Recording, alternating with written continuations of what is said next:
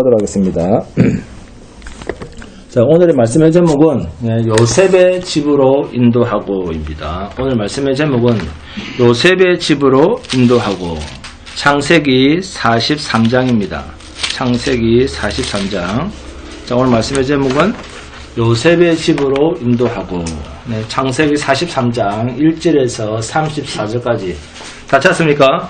함께 봉독하도록 합니다. 시작. 그 땅에 기근이 심하고 그들이 애굽으로 가져온 곡식을 다 먹으매 그 아버지가 그들에게 이르되 다시 가서 우리를 위하여 양식을 조금 사오라. 유다가 아버지에게 말하여 이르되 그 사람이 우리에게 엄히 경고하여 이르되 너희 아우가 너희와 함께 오지 아니하면 너희가 내 얼굴을 보지 못하리라 하였으니 아버지께서 우리 아우를 우리와 함께 보내시면 우리가 내려가서 아버지를 위하여 양식을 사려니와 아버지께서 만일 그를 보내지 아니하시면 우리는 내려가지 아니하리니 그 사람이 우리에게 말하기를 너희의 아우가 너희와 함께 오지 아니하면 너희가 내 얼굴을 보지 못하리라 하였음이니이다.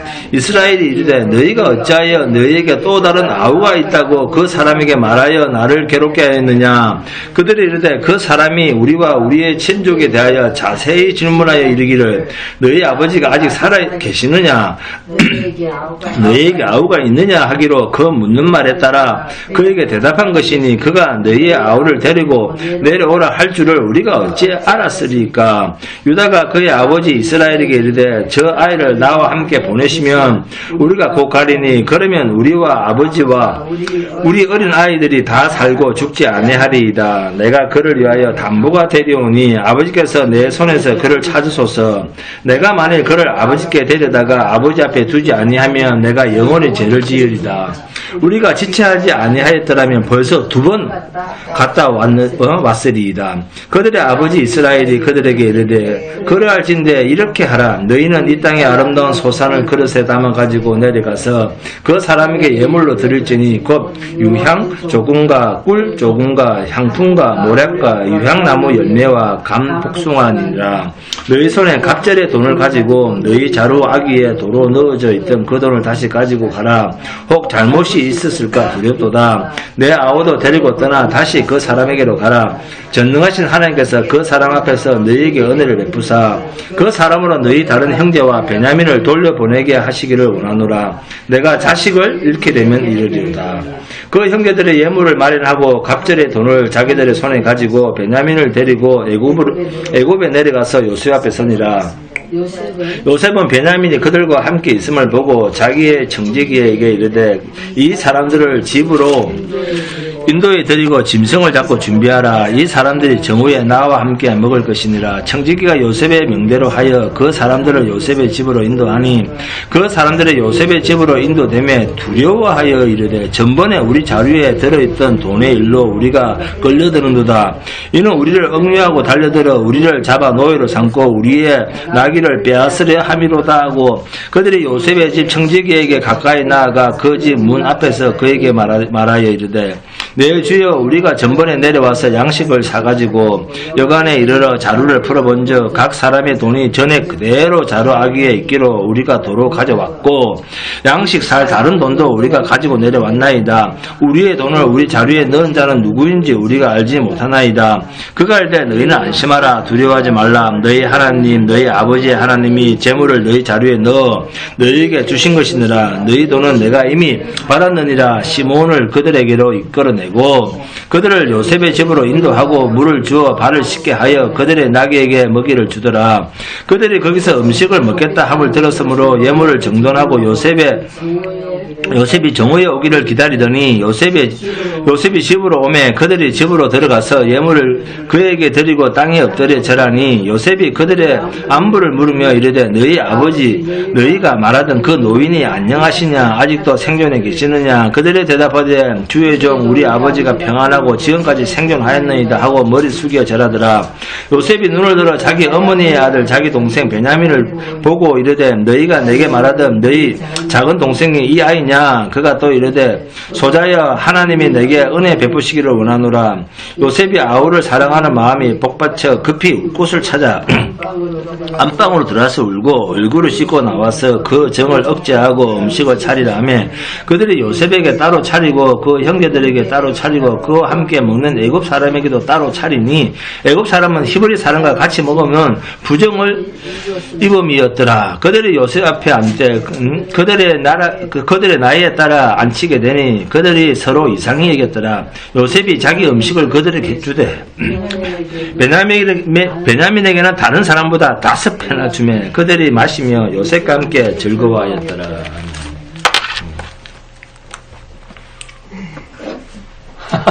왜 또 성경을 읽고 에이구 그러십니까? 네. 뭐가 이렇게 한탄할 게 있으세요? 자, 자, 죽음과, 자, 사람이 언젠가는 죽죠. 죽음과 미래, 이 미래의 세계는 그 본질상 성경에 기록된 하나님의 계시를 떠나서는 결코 해결할 수 없는 비밀입니다. 죽음과 생명은 하나님 손에 달려 있어요. 많은 사람들은 죽음에 관한 문제를 진지하게 생각을 하거나 논의하기를, 이야기하기를 피할 뿐 아니라 그것에 관한 생각마저도 피하려고 하는, 생각하지 않으려고 하는 경향이 있고, 또 모든 사람들은 조만간 그 죽음이 자신에게도 닥쳐올 것은 알고 있습니다. 그래서 인생에 있어서 죽음이라는 사실보다 더 확실한 것은 없습니다. 확실하죠. 사람은 확실하게 죽습니다. 죽음은 그리고 사람을 가리지 않습니다. 남녀노소를 가리지 않습니다. 죽음은 하나님께서 부르시면 아무도 그 작정한 때를 변경하거나 피할 수가 없습니다. 이 죽음의 문제가 하나님의 계시에 엄숙히 쓰여 있습니다. 히브리서 9장 27절에 어떻게 기록되어 있습니까?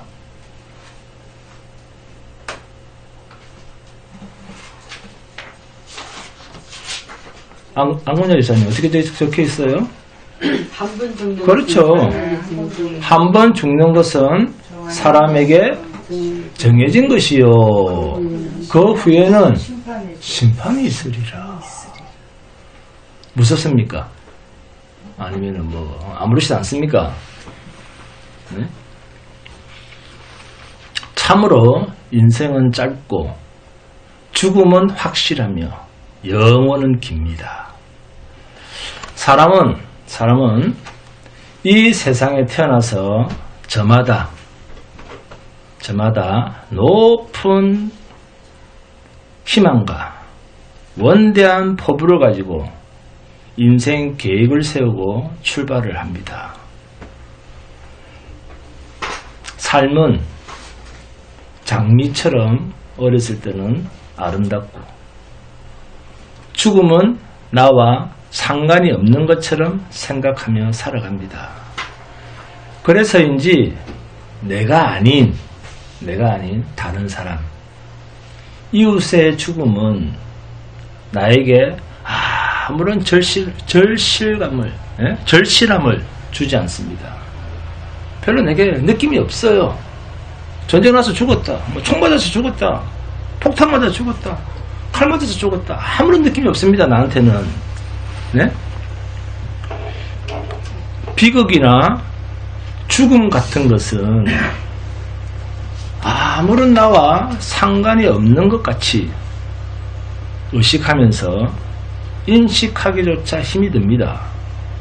그러다가 어느 날 갑자기 어머니 혹은 아버지 혹은 친척이나 사랑하는 아이나 친구나 어느 날 갑자기 죽게 될 때 한없는 비애와 절망과 공허감을 뼈저리게 느끼며 크게 웁니다.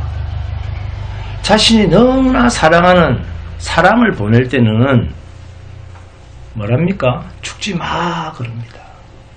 일어나라고 절규를 합니다. 그러나 죽은 자가 다시 살아나는 것은 가능하다 불가능하다? 불가능합니다. 죽음은 불변적인 것이어서 한번 가면 다시는 올 수가 없습니다. 이렇게 죽음이 모든 사람에게 찾아온 것 같이 너나 내 사랑하는 자들에게도 결국 찾아옵니다. 죽음으로서, 인생으로서 인생은 죽음을 면할 길이 없습니다. 캄캄한 밤중에 마치 도둑같이 찾아올지 충분한 경고 끝에 하나님이 계속 기회를 주시는 거죠. 뭐 암에 걸리겠다. 어떤 큰 병을 주면서 그 병을 계속 앓으면서 충분하게 하나님이 경고를 줍니다. 그래서 그 충분한 경고 끝에 천천히 그래서 결국 죽게 될지 아무도 모릅니다. 인생 초년에 죽음이 올지 아니면 인생의 기쁨을 다 누린 말년에 죽음이 찾아올지 모르죠. 그러나 죽음은 필연코 오고야 맙니다. 만약 죽음을 피하는 길이 있다면 어떤 것밖에 없을까요? 죽음을 피할 수 있는 길이 있다. 그것은 세상에 태어나지 않는 것밖에는 방법이 없습니다. 죽음의 원인은 뭘까요? 그렇습니다. 우리 인간의 시조인 아담과 하와의 죄의 결과가 우리에게 반영되어 있기 때문입니다. 그걸 원죄라고 그러죠. 창세기 2장 17절입니다. 선악을 알게 하는 나무의 열매는 먹지 말라. 내가 먹는 날에는 반드시 죽으리라 하시니라. 반드시 죽으리라. 사망의 직접적 또는 영속적 결과는 죄악을 인간의 본성으로 만들어 중생하지 못한 인간은 하나님이나 하늘의 거룩함에 관한 생각조차 하지 못하게 만든 것. 이게 죄입니다. 이렇게 죄로 죽은 우리를 에베소서 2장 1절에서 그는 허물과 죄로 죽었던 그러잖아요. 우리는 벌써 죽었다는 거죠. 허물과 죄로 죽었던 너희를 뭐 하셨도다? 살리셨도다 라고 말씀하십니다. 그러나 믿음이 없는 영적 죽음의 상태에서의 인간은 그리스도를 믿는 신앙으로 구원받는 그 은총을 이해할 수 없고 감사할 수 없고 받아들일 수도 없습니다. 이는 마치 육체적으로 죽은 사람이 이 세상의 음성을 듣지 못하는 것과 같습니다. 우리가 교리적으로 죄의 증가라고 하는 말은 아담과 하와의 죄의 유죄성이 증가된다라는 뜻입니다. 죄의 유죄성이란 육체적으로 짓는 범죄 행위를 뜻하는 게 아닙니다. 우리가 이 육체로 짓는 죄는 세상의 법의 지배를 받아요. 그죠? 근데 성경에서 말하는 죄는 육체적으로 짓는 범죄 행위를 뜻하는 것이 아니라 도덕 윤리에 불미한 행위나 또는 도덕적 타락과 같은 도덕성 그리고 도덕상 그릇됨을 뜻하는 것이 아니라 오로지 정의를 이행하기 위한 법적 의무를 뜻합니다. 그래서 갓 태어난 아기나 어린 아이들이 비록 친히 자기가 아기가 금방 태어나서 그죠? 범죄할 시간도 없었잖아. 그죠? 근데 범죄하지 않았을지라도 고통과 죽음을 당하는 거예요. 이게 죄의 증가입니다. 아담과 하와의 원죄의 증가. 그래서 성경은 고통과 죽음은 뭐다? 죄의 값이다. 그렇게 얘기합니다. 우리가 고통을 당하고 결국 죽게 되는 것은 무슨 값이다? 죄값이다. 그러면 너희 죄값이다. 그럽니다. 아니, 사람이 죽었다. 왜 죽습니까? 지 죄 때문에 죽은 거예요. 아파서 죽은 거예요. 우리는 아파서 죽었다 그러는데 성경은 지 죄 때문에 죽었다. 이렇게 성경을 표현합니다. 지 죄 때문에 당하는 고통이야. 이렇게 성경은 이야기를 해요. 네? 그러므로 형벌이 어린 아이들에게도 내림으로써 그들에게 인간은 다 죄인이구나 나면서부터 그 유죄성이 있음을 우리가 인식하게 되는 거예요. 아담에게 인간성을 계승한 아담의 모든 후예들, 우리들이죠. 이 후손들은 마치 나무와 과실들이 그 어린 안에 있듯이 우리가 아담 안에 있고, 따라서 그들 각 개인 속에 타락한 아담도 같이 자라나고 있는 겁니다. 그런데 하나님께서 허락하신 구속의 원리에서 우리가 아담 안에서 타락한 것과 똑같은 방법으로 둘째 아담이신 살리는 영 예수 그리스도를 통해서 우리가 구속함을 받은 것입니다. 우주를 창조하신 전능하신 하나님은 인간에게 죽지 않아도 되는 무한한 생명을 주실 능력을 가지고 계신 분입니다.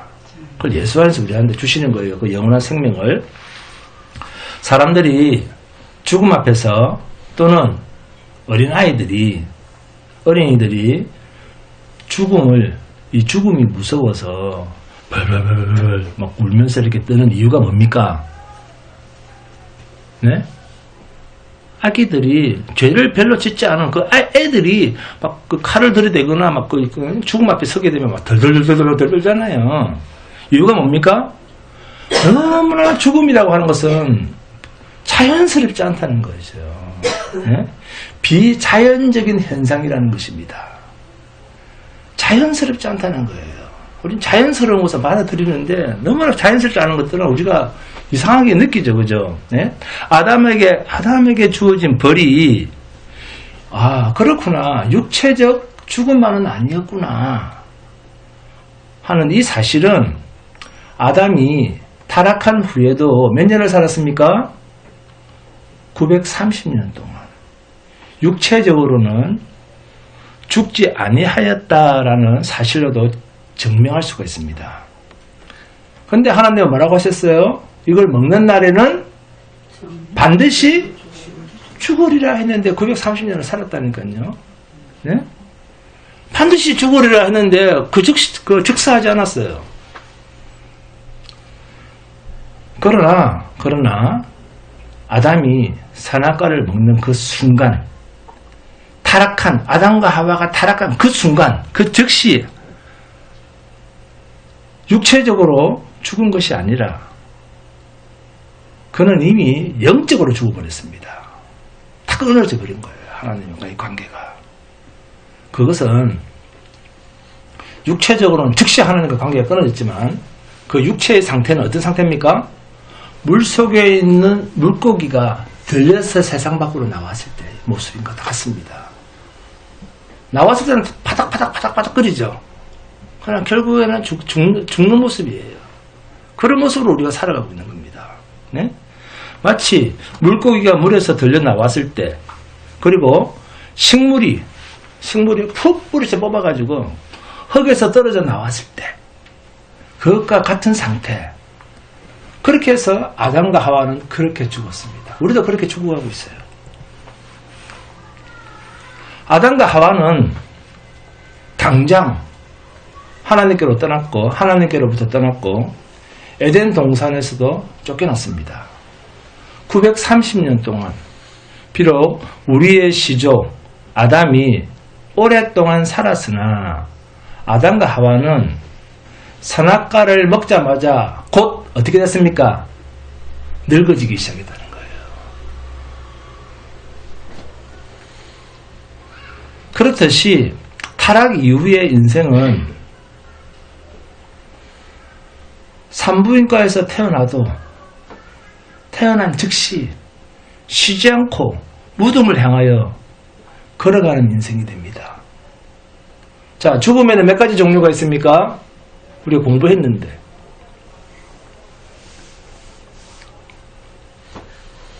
죽음에는 몇 가지 종류가 있죠? 3가지 종류가 있습니다. 영적 죽음, 육체적 죽음, 또 하나는 뭡니까? 영원한 죽음입니다. 영원한 죽음. 영적 죽음이란 영혼이 하나님께로부터 떠나가는 것, 분리되는 것, 이게 영적 죽음입니다. 다른 표현으로 하면 이 영적 죽음은 어떤 상태입니까? 영적으로 죽었다. 그 말은 영적으로 죽었다 그러면은 그냥 아예 없어졌다 그런 뜻입니까? 그냥 하나님과 관계가 끊어졌다 그런 뜻일까요?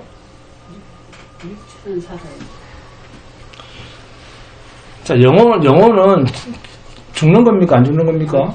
안 죽잖아요. 그런데도 그 영적 죽음이라고 우리가 표현을 쓰잖아요. 그럼 그 영적 죽음이라는 상태가 어떤 상태입니까?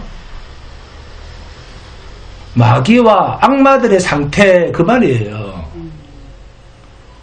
마귀와 같은 상태, 악마와 같은 상태, 이 뜻입니다. 영혼은 죽지 않아요. 그래서 영적으로 죽었다 그 말은 없어졌다 그 말이 아니고 마귀가 되었네, 악마가 되었네, 100% 죄덩어리 이 말이에요.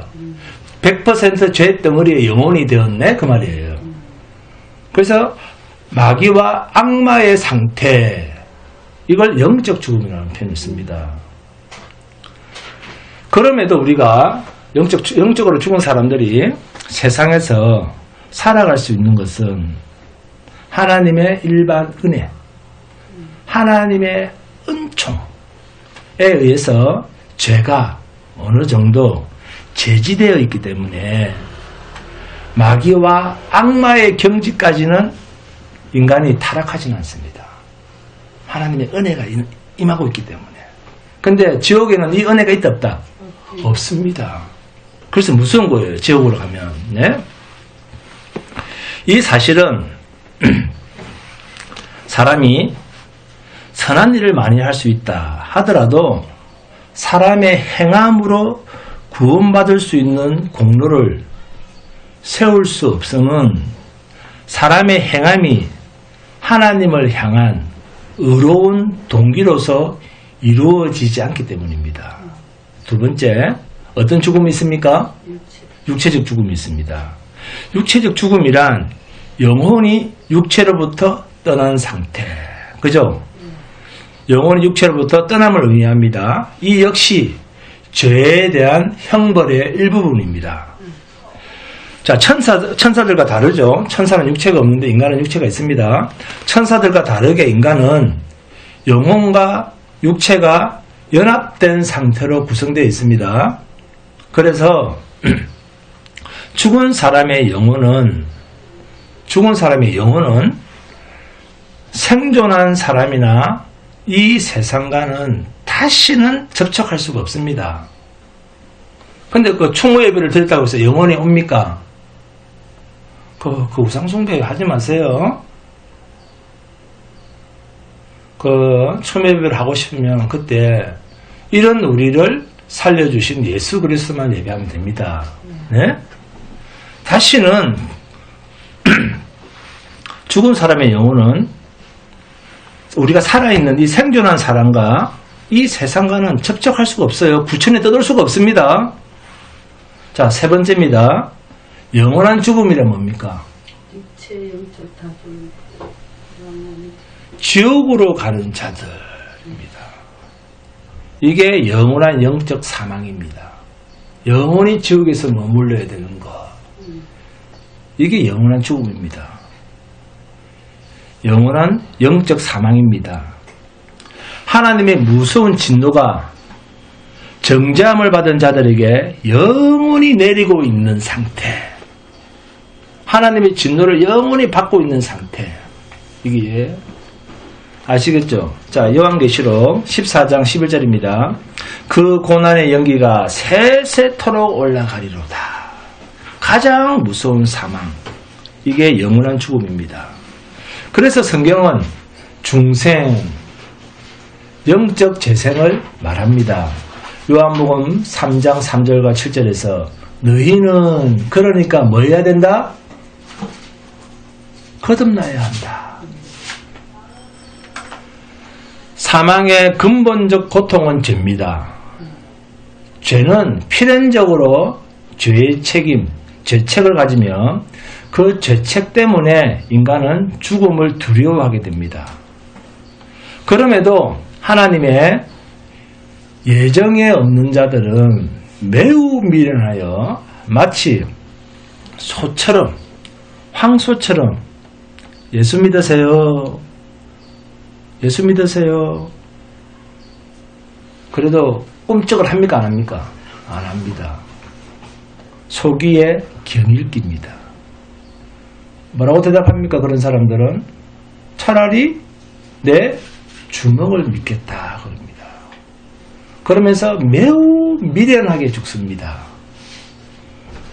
또 아주 더 무모한 사람들은 하나님께서 자신에게 최대의 진노를 바라시도록 하기 위해서 뭐라고 대답합니까? 내 주먹을 믿어 그거보다는 더 심하게 이야기를 합니다.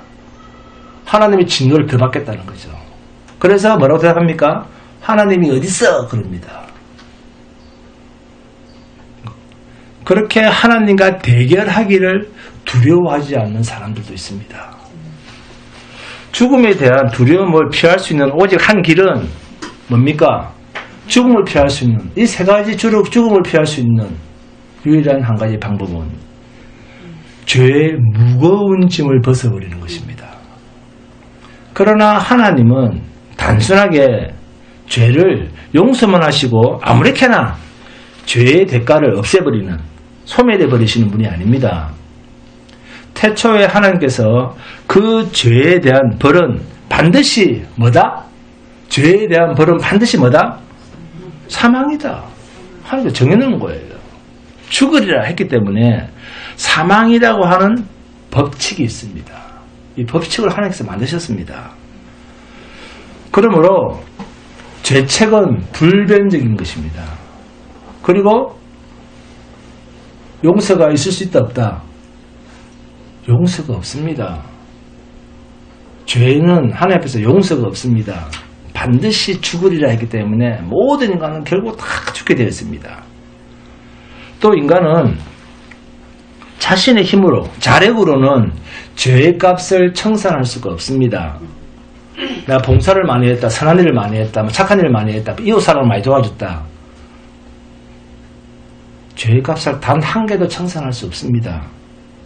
우리들 자력으로 할 수 없는 그 일을 하나님께서는 우리를 위하여 십자가에서 다 이루셨습니다. 우리의 대속자로서, 우리의 구원을 위하여 그리스도께서 사람의 몸이 되사 친히 인성을 취하셔서 그리스도께서 당신님 자신의 법 앞에서 우리 대신 범죄자가 되셨습니다. 이 예수 그리스도를 말미암아 성취되어진 구속의 결과로 육신이 죽는 것은 하나님의 백성으로서 천당으로 가는, 천국으로 가는 관문이 되었고, 또 육신을 떠나서는 주님 앞으로 가는 신령한 거듭남이 되었습니다. 여러분, 이제는 사망이 그 고통을 잃어버렸습니다. 고린전서 15장 54절입니다. 이 썩을 것이 썩지 아니함을 입고 이 죽을 것이 죽지 아니함을 입을 때에는 사망을 삼키고 이기리라고 기록된 말씀이 이루어지리라. 이렇게 자기를 부인하고 오늘도 예수처럼 사는 성도가 되시길 바랍니다. 야곱의 가족은 계속된 기근으로 인해서 애굽에서 가져온 양식이 이제 거의 다 떨어지게 되자 야곱은 아들들에게 다시 애굽으로 가서 양식을 구해오라 그렇게 말을 합니다. 그리고 야곱과 그의 아들들은 계속된 가나안 땅의 기근으로 인해서 다시금 애굽으로 가게 하시는 하나님의 일하심을 아직도 깨닫지를 못하고 있습니다. 그렇기 때문에 그들의 생각이나 행동은 오직 뭡니까? 이 야곱의 아들들이나 야곱이라는 오직 생각은 육신의 양식을 구하는 일에만 집중되어 있습니다. 하나님의 뜻을 구하지는 않습니다. 오직 오늘 저와 여러분도 사실 이렇게 야곱이나 그의 아들들처럼 눈에 보이는 세상에 매여서 하루하루를 살아가고 있다. 그렇게 말을 해도 사실 과언이 아닙니다. 우리도 마찬가지죠. 그렇다면 우리에게 힘든 삶, 곧 고통스러운 삶이 주어질 때 우리는 하나님 앞에서 어떤 생각을 가지는 것이 신자다운 모습일까요? 여러분, 지금도 벌어지고 있는 우리의 그 어떠한 현실도 우연이란 있다 없다? 우연이란 없습니다. 즉 하나님과 무관하지 않는 일은 없습니다. 하나님과 무관하지 않는 현실은 없습니다. 그래서 지금 야곱과 이 아들들의 모든 일도 하나님과 무관하지 않는 현실이요 시간들은 아니라는 거예요. 네? 자, 어떤 일이라도 크고 작은 일이 다 하나님의 계획과 하나님의 뜻하신 대로 다 이루어집니다. 이것을 우리는 뭐라고 합니까? 모든 일이 하나님의 뜻대로만 된다. 이걸 우리는 뭐라고 그러죠? 한 단어로 현실이라고 이야기를 합니다. 현실이라고 표현합니다. 그런데 이러한 땅 위에서 일어나는 일들이 좋은 일로 여겨질 때는 우리는 답답해하거나 고민스러워하지 않습니다. 내 생각에 좋은 일 같으면 우리는 고민을 안 해요. 문제는 대부분의 경우가 우리가 원치 않는, 내가 원치 않는 어려운 문제로 현실이 닥칠 때는 굉장히 고민스러워한다는 겁니다. 그럴 때 우리는 한치 앞도 알지 못하는 인생이기 때문에 이러한 일이 우연도 아니고 하나님의 뜻이 계시고 하나님의 계획하신 바대로 되어진 일이라고 우리가 인정할 때 이 하나님의 일하심을 우리가 편안하게 받아들일 수가 있습니다. 그런데 우리가 이것을 인정하지 않고 생각하지 않는 것 때문에 신자를 할지라도 굉장히 자신의 환경과 형편에 대해서 답답해합니다. 아무리 신자가 미래에 일어날 확실한 하나님의 일하심에 대한 확답을 받고 사는 하나님의 나라에 대한 약속을 받고 사는 존재라 할지라도 현재 자신이 경험하고 있는 일이 어렵기 때문에 견디기 힘든 현실이기 때문에 내일 당장 행복과 평강이 기다리고 있다고 해도 하나님의 나라를 우리가 온전히 알지 못하기 때문에 굉장한 근심과 염려와 걱정에 사로잡히게 됩니다. 이럴 때 신자가 세상 사람들과 다른 점이 있다고 하면 모든 일을 합력하여 선을 이루시는 하나님을 믿는 믿음을 가져야 한다는 것입니다. 아멘. 믿음은 바라는 것들의 실상이요 보지 못하는 것들의 증거라 했습니다. 우리는 내일을 보지 못합니다. 내일 무슨 일이 벌어질지 모릅니다.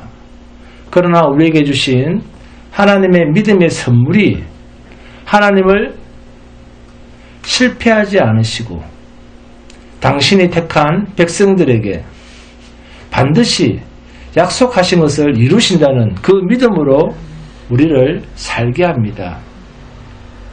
그렇다면 오늘의 현실이 육신을 가지기 때문에 이 세상 사람들과 똑같이 답답하고 고통스러울지라도 우리에게 있는 그 믿음 때문에 합력하여 선을 이루시는 하나님의 일하심 속에 있는 우연이 아닌 오늘 현실의 답답함도 괴로움도 고통도 성도는 능히 극복할 수 있습니다. 승리할 수 있습니다. 성도는 이 믿음의 뿌리를 내리고 사는 사람입니다.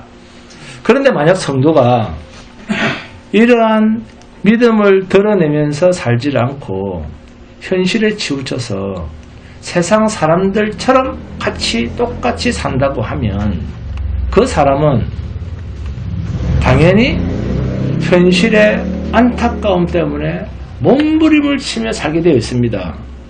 믿음이 없으면 사람은 몸부림을 치게 되어 있어요. 괴로움에 깊이 빠져들게 되어 있습니다. 왜요? 우리도 세상 사람들처럼 똑같은 육신을 가지고 살고 있기 때문입니다. 지금 야곱의 가족들이 애굽에서 가져온 양식이 이제 다 떨어졌습니다. 그럴 때 아버지 야곱은, 이스라엘은 자식들에게 다시 애굽으로 가서 양식을 구해오라 그럽니다. 왜요? 왜? 하나님의 약속의 백성들이 머무는 땅 어딥니까? 자기들이 살고 있는 땅이잖아요. 네? 하나님의 약속이 머무는, 그리고 하나님의 약속의 백성들이 머무는 그 가나안 땅에 왜 기근이 들었는지 그 이유를 모르기 때문에 다시 애굽으로 보내는 거예요. 그러니까 이들에게 가장 급한 것이 뭡니까? 육신의 양식을 구하는 것이었습니다. 하나님께서 가나안 땅에 기근이 들게 하신 이유가 뭡니까? 아버지 야곱이 죽은 줄 알고 그 요셉과 형들을 반드시 다시 만나게 하시려고 하는 하나님의 조치가 이 가나안 땅에 기근을 들게 하신 하나님의 목적입니다. 그런데 이 하나님의 목적을 모르고 있기 때문에 야곱과 그의 아들들은 기근 때문에 양식 구하는 일에만 급급합니다. 본문 10절입니다. 우리가 지체하지 아니하였더라면 벌써 몇 번이나 갔다 왔다? 애굽을? 두 번 갔다 왔으리이다. 아버지 야곱 인생에서는 요셉과 막내 베냐민은 누가 낳은 아들입니까? 그렇습니다. 사랑하던 아내 라헬에게서 난 11번째, 12번째 아들입니다. 그런데 20년 전에 이미 요셉은 잃어버렸습니다. 지금 죽었는지 살았는지 생사를 모릅니다. 아니, 죽은 줄 알고 있습니다. 그런데 라헬에게서 난 막내 아들 베냐민을 데리고 가야 한다 라고 하니까 아버지 야곱이 얼마나 노심초사하고 막내 베냐민을 보내고 싶지 않은 마음이 얼마나 간절했으면 애굽을 2번이나 다녀올 시간만큼 양식이 떨어졌음에도 불구하고 쉽게 베냐민을 동행해서 애굽으로 보내지를 못합니다. 그러니까 얼마나 끔찍하게 사랑하고 있는가 하는 이 야곱의 마음을 우리가 읽을 수 있습니다. 그러나 결국 야곱이 2번이나 애굽을 왔다 갔다 할 시간만큼의 세월을 보내면서 베냐민을 보내지 않으려고 온갖 마음의 번민과 괴로움을 다했지만 결국 보낼 수밖에 없는, 쉽게 기근이 없어지지 않는, 이제 배가 고파서 다 죽게 된 상황에서 결국 어떤 고백을 합니까? 본문 13절, 14절 함께 공독합니다. 13절, 14절 시작. 내 아우도 데리고 떠나 다시 그 사람의 길로 가라. 전능하신 하나님께서 그 사람 앞에서 너희에게 은혜를 베푸사 그 사람으로 너희 다른 형제와 베냐민을 돌려보내게 하시기를 원하노라. 내가 자식을 잃게 되면 이르리로다. 아멘. 이제는 베냐민까지 잃게 돼도, 그리고 이제는 베냐민까지 잃게 되고 벌모로 잡혀있는, 지금 누가 또 잡혀있습니까? 감옥에? 시몬도 못 데려오고 20년 전에 이미 살았는지 죽었는지 모르는 요셉도 잃었는데 이제 베냐민, 시몬 이 두 아들까지 다 잃어도 이제는 어쩔 수가 없다라고 하는, 지금 당하고 있는 현실에 대해서 야곱이 이제는 죽으면 죽으리다 라고 하는 고백을 하게 됩니다. 여러분 성도가 우리의 이 현실을 하나님이 합력하여 선을 이루신다는 이 믿음으로 자신의 환경을 대할 때, 자신의 사정을 대할 때 자신을 어떻게 합니까? 정말 야곱과 같은 마음을 우리가 가지고, 그러나 하나님께서 일하실 거야 라고 하는 마음의 그 믿음이 우리가 더 클 때 우리는 어떻게 합니까? 자기를 포기합니다. 내가 하려고 하는 것을 포기합니다. 자기를 포기하는 데까지 이를 수가 있습니다. 본문 14절입니다. 전능하신 하나님께서 그 사람 앞에서 너에게 은혜를 베푸사 그 사람으로 너희 다른 형제와 베냐민을 돌려보내게 하시기를 원하노라. 내가 자식을 잃게 되면 이루리로다. 야곱은 하나님의 처분에 자신을 다 맡기는 이러한 고백을 하게 됩니다. 이게 성도입니다. 성도의 자세입니다. 오늘 우리의 형편이 야곱이 당하는 형편과 같은 이러한 암울한 형편이 된다 할지라도 몸부림을 치면서 그 어려움을 어떻게든 벗어나려고 하는, 아니 몸부림을 치지 마라 그런 말이 아니라 몸부림을 치다가 다시 원점으로 돌아온다 할지라도 우리가 결코 포기할 수 없는 것은 전능하신 하나님께서 이 내 형편을 하나님께서 사용하셔서, 하나님께서 내 환경을 사용하셔서 아멘. 내게 뭔가 드러내시고 가르치시고 뭔가 이루어내시려고 하는 하나님의 일하심이 계시는 시간이라고 하는 고백이 있게 되기 때문에 신자는 낙심에 이르지 않는다는 것입니다. 우리 안금자 집사님의 아멘처럼, 야곱에게 하나님은 복을 약속했습니다. 그렇죠? 그런데 지금 야곱의 형편이 복입니까? 아니면 저주를 받는 것처럼 고통스럽습니까? 삶이 고통스럽죠. 왜 복을 약속한 하나님은 야곱이 느끼기에는 고통스럽고 고민스럽고 너무나 견디기 힘든 그런 상황까지 인생을 계속해서 그렇게 죽을 때까지 내몰고 계십니다. 네? 왜 그러실까요? 복을 약속했는데. 세상 사람들이 이해하는 복은 어떤 겁니까? 세상 사람들이 이해하는 축복은, 아니 세상 사람뿐만이 아니라 교회를 다닌다는 대부분의 사람들도 생각하는 축복은 모두가 자신의 육신의 삶과 깊은 연관을 가진 생각을 복의 개념으로 가지고 있습니다. 말하자면 영적인 것, 하늘의 것을 축복으로 간주하는 것이 아니라 눈에 보이는 현세의 것을 하나님이 주실 때 그것을 축복으로 인정하며 산다는 것입니다. 그런데 성경은 이러한 눈에 보이는 세상 것을 축복으로 말씀하신 적도 없다는 사실입니다. 오히려 세상 것을 축복으로 여기는 자는 하나님의 나라에 대한 것을 제대로 알 수도 없고 또 하나님의 복을 알 수 있는 눈도 열리지 않습니다. 세상 것을 복으로 여기는 사람은 성경을 100번, 1000번 읽어도 하나님을 알 수 있는 눈이 열리지 않습니다. 왜요? 그 눈은 이미 세상 것으로 가려져 있기 때문에 하늘 것을 보지 못합니다. 하나님의 약속하신 하나님의 나라와 그 나라에 있는 것들이 보이지 않습니다. 그래서 예수님이 마태복음 봅니다. 5장 봅니다. 마태복음 5장 3절에서 12절입니다.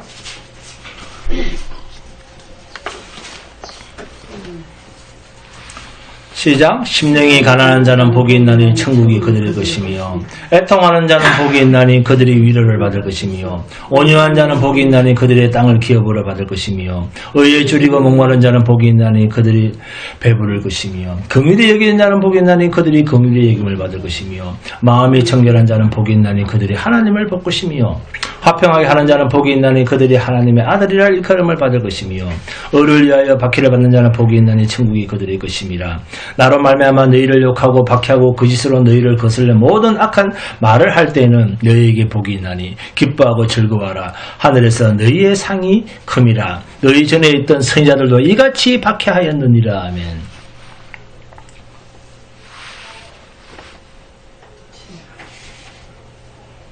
심령이 가난해야, 심령이 깨끗해야 하나님과 하나님의 나라를 누릴 수 있다 그럽니다. 그런데 그게 아니라 세상 것으로 가득 차 있는, 도무지 가난한 마음이 없는 이런 사람들 안에는 뭐만 보입니까? 당연히 세상 것만 보이죠. 세상 것이 보이지 어떻게 하나님 나라와 하나님의 것이 보이겠습니까? 늘 복의 개념이 눈에 보이는 세상 것에 집착되어 있다 보니까 하나님과 하나님의 약속에 대한, 영원한 나라에 대한 접촉점이 없는 겁니다. 그래서 하나님은 이러한 시각을 고쳐주시려고 하나님의 약속을 담고 있는 야곱과 그의 아들들에게 장차 이스라엘이라고 하는 하나님이 예비하신 나라와 그림자인 이 땅의 이스라엘에 하나님의 나라의 기초가 될 자들에게 이 하나님의 나라의 축복을 그들에게 가르치고 계시는 것입니다. 하나님께서 야곱에게 엄청난 축복을 약속하셨지만 처음부터 하나님은 야곱에게 눈에 보이는 세상 것을 축복이라고 말씀하신 것이 아니었습니다.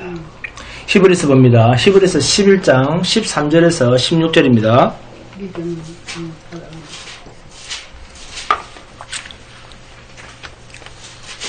히브리서 11장 13절부터 16절 시작. 이 사람들은 다 믿음을 따라 죽었으며 약속을 받지 못하였을 때 그것들을 멀리서 보고 환영하며 또 땅에서는 외국인과 나그네임을 증언하였으니 그들이 이같이 말하는 것은 자기들이 본향 찾는 자임을 나타냅니다.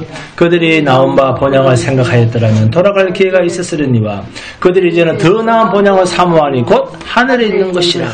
이러므로 하나님이 그들의 하나님의 일컬음을 받으심을 부끄러워하지 아니하시고 그들을 위하여 한 성을 예비하셨느니라. 아멘. 하나님이 약속하신 것은 이 땅의 것이 아니라 곧 하늘에 있는 것이라. 그러므로 하나님이 야곱에게 주시려고 하는 참된 복은 이 세상이 아닌 하늘의 것입니다. 이것을 요셉을 통해서 가르치시려고 가나안 땅에 기근을 보내신 것입니다. 이것이 바로 아브라함에게 복의 근원이 될지라, 아담에게, 이삭에게, 야곱에게 복을 약속했음에도 불구하고 그들은 계속된 어려움, 그 어려움이 계속 닥치는 이유입니다. 그렇다면 야곱의 아들들까지 왜 이러한 어려움을 계속 겪을까요? 야곱의 아들들은 앞에서 말씀드렸는데 이 12아들들은 장차 하나님이 약속하신 하나님 나라의 모형인 이 세상 이스라엘의 일을 기초가 될 자들이기 때문에 어려움을 함께 겪는 것입니다. 우선 먼저 야곱에게 아들을 잃는 엄청난 고통으로 야곱을 인도하십니다. 왜요? 하나님이 약속하신 하나님의 나라와 하나님 나라의 축복은 눈에 보이는 세상 나라와 세상 것을 잃어버리지 않고서는 결코 얻을 수 없는 나라이기 때문입니다. 이것을 알게 하시기 위해서 야곱에게 아들을 잃어버리게 하고 또 무엇을 잃게 하는 수순을 밟아가고 계시는 것입니다. 하나님께서 우리에게 약속하신 축복은 눈에 보이는 세상 것을 반드시 잃게 하시고 그것과 바꿔서 하나님의 나라를 주십니다. 누가복음 봅니다. 누가복음 9장 20절에서 25절 함께 봉독합니다.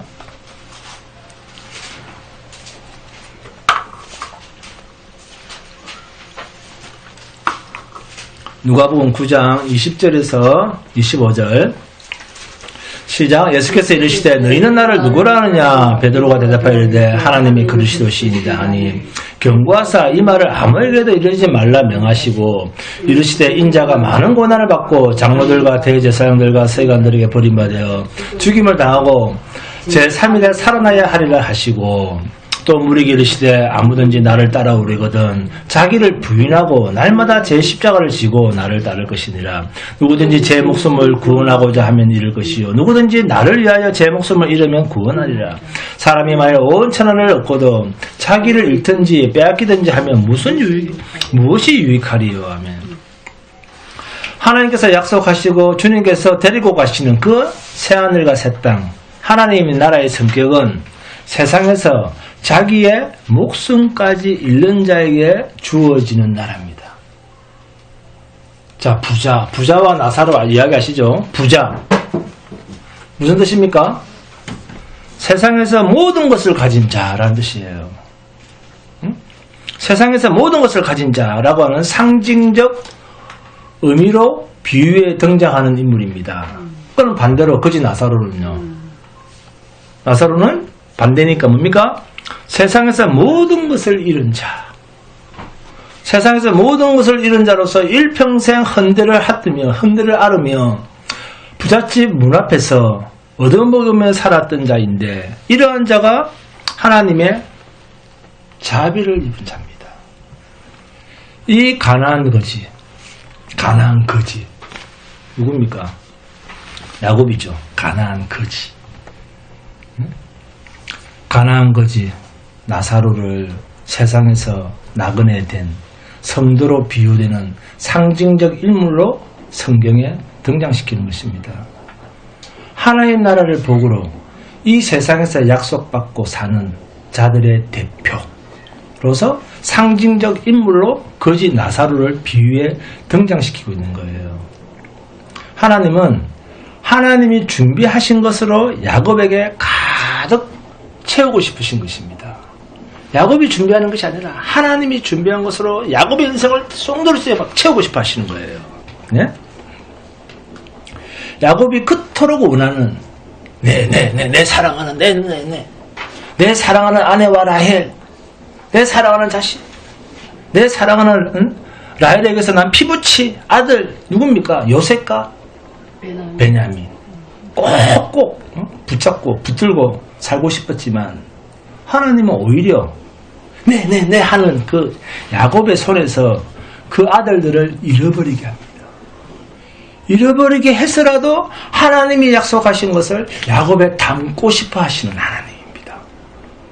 하나님은 인간이 원하는 대로 고분고분하게 마치 인간의 보조자로서의 역할을 해주시는 하나님이 아닙니다.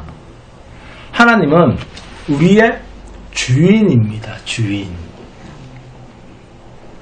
이거 해주세요. 적어주세요. 누가 주인입니까? 그러면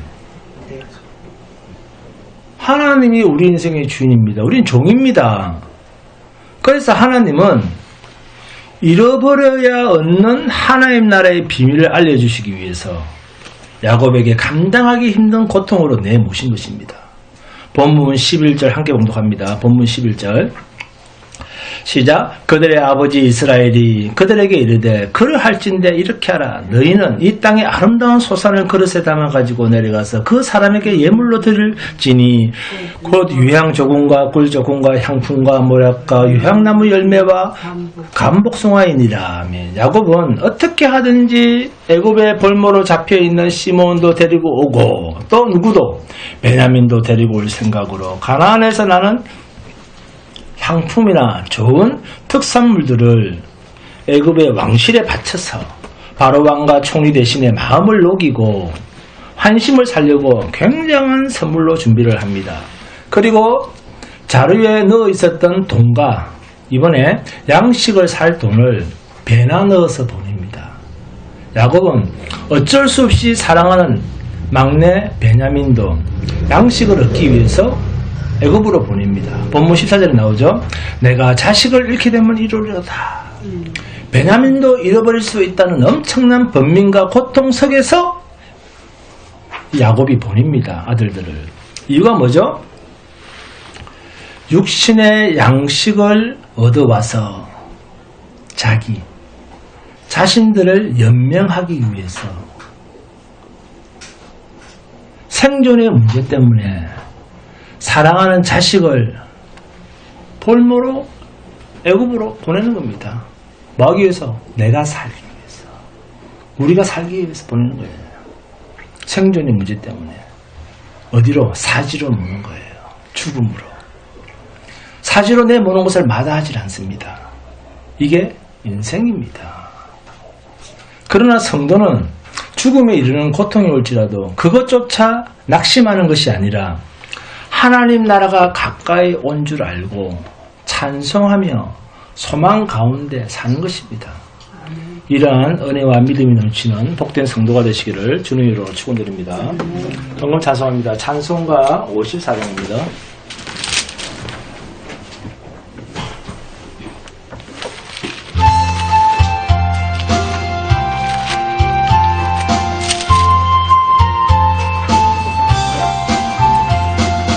주여 복을 구하오니 편히 가게 하시고 사람마다 주내로 이기도록